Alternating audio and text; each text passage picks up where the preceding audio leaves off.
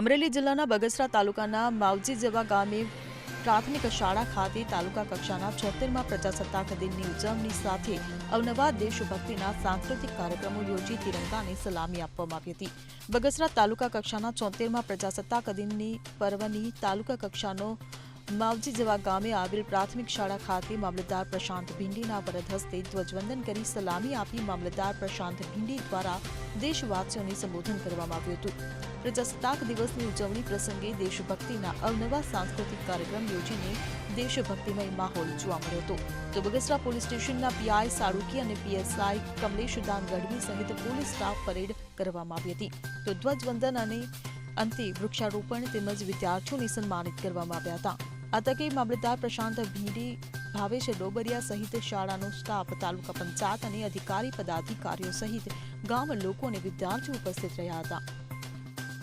આજે અમરેલી જિલ્લાના બગસરા તાલુકાના માવજીંજવા ગામે તાલુકા કક્ષાનો 76મો પ્રજાસત્તાક દિનની ઉજવણી થઈ રહી છે. ત્યારે આજે પ્રાથમિક શાળા માવજીંજવા ખાતે વિશાળ સંખ્યામાં નગરજનો, અધિકારીઓ, પદાધિકારીઓ, ભૂલકાઓ, નાના નાના બાળકો આજે દેશભક્તિની કૃતિઓ રજૂ કરી અને મનમોહક કૃતિઓ રજૂ કરેલ છે.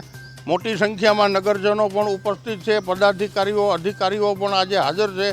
ત્યારે હર્ષની લાગણી હું તાલુકા મામલતદાર પ્રશાંત ભીંડી અનુભવી રહ્યો છું. વહીવટી તંત્ર વતી આપ સર્વે બધા પ્રેસ, પત્રકાર, મીડિયા પણ અહીંયા મોટી સંખ્યામાં ઉપસ્થિત છે. તેઓની પણ આ તકે હું નોંધ લઈ આભાર વ્યક્ત કરું છું.